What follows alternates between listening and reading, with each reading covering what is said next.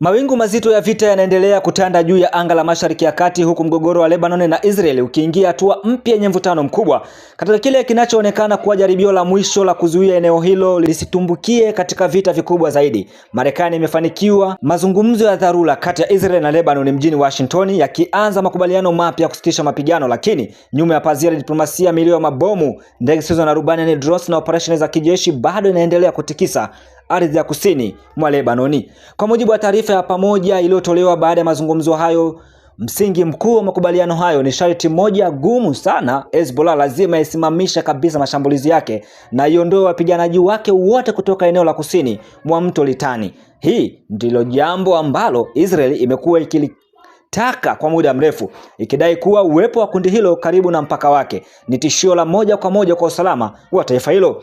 Makubaliano hayo pia yanapendekeza kuanzishwa kwa maneno maalum ya majaribio ambayo jeshi la Lebanon litachukua udhibiti kamili wa usalama bila uwepo wa kundi lolote lisilo la serikali. Marekani imeeleza kuwa hatua hiyo inalenga kuondoa sababu zinazochochea mapigano ya mara kwa mara katika ukanda huo wa mpakani. Hata hivyo, nyuma maneno ya kisiasa na mikataba ya kidiplomasia kuna uhalisia mgumu wa vita.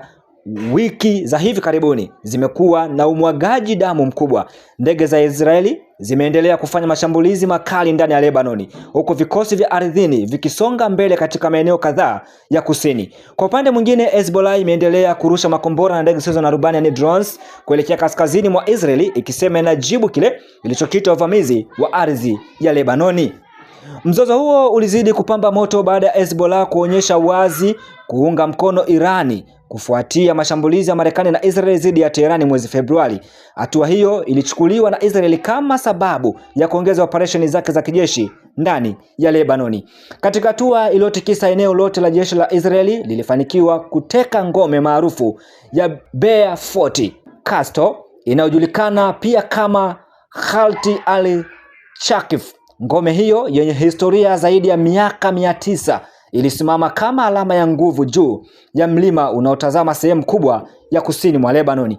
Kwa wakazi wa eneo hilo, kuanguka kwa ngome hiyo mikononi mwa Israeli kulikuwa tukio lenye kumbukumbu zito. Wengi bado wanakumbuka jinsi Israeli ilivyowahi kuitumia kama kituo muhimu cha kijeshi wakati wa uvamizi wake wa muda mrefu kusini mwa Lebanoni kabla ya kuondoka mwaka 2000.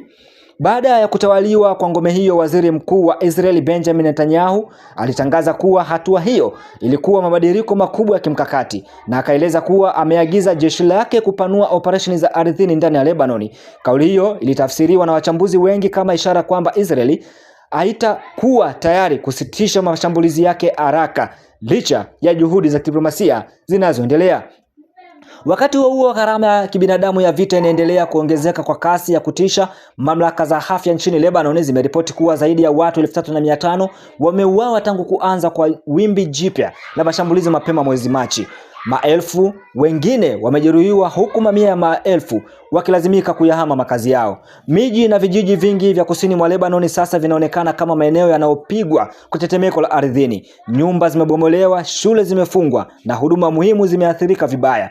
Kila siku inayopita inaleta simulizi mpya ya familia zinazopoteza wapendwa wao au kulazimika kukimbia usiku, huku milipuko ikinguruma karibu na makazi yao. Lakini mgogoro huu hauishii Lebanon pekee, umeanza kuathiri hata mazungumzo makubwa zaidi yanayoendelea kati ya Marekani na Irani. Tehran imekuwa ikisisitiza kuwa makubaliano yoyote ya amani au patanisho lazima yahusishe kusitishwa kwa operesheni za kijeshi za Israeli nchini Lebanon. Hali hiyo imeiweka Washington katika nafasi ngumu. Marekani inataka kuona makubaliano ya amani yakifanikiwa, lakini wakati huo huo imeendelea kuunga mkono mahitaji ya Israeli kuhusu kuondolewa kwa Hezbollah katika maeneo ya mpakani.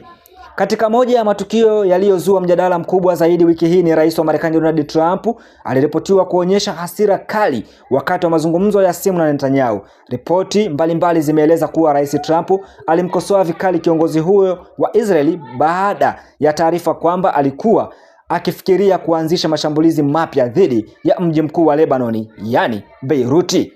Mvutano huo umeonyesha jinsi hata washirika wa karibu wanavyoanza kutofautiana kuhusu namna ya kushughulikia mgogoro huo unaozidi kuwa mgumu kila siku. Sasa macho ya dunia yameelekezwa kusini mwa Lebanoni. Swali kubwa linalobaki ni kama Hezbollah itakubali kuondoa wapiganaji wake kutoka eneo hilo, na kama Israel itasitisha operesheni zake za kijeshi. Ikiwa upande mmoja tu utakiuka makubaliano hayo, eneo lote linaweza kurejea katika mzunguko mpya wa mapigano makali zaidi. Kwa sasa sauti za wanadiplomasia zinajaribu kuzidi kelele za mabomu, lakini katika ardhi ya Lebanon ambako moshi bado unapanda kutoka kwenye majengo yaliyoharibiwa na wananchi wanaoishi kwa hofu kila usiku, amani bado inaonekana kuwa safari ndefu yenye vizingiti vingi mbele yake.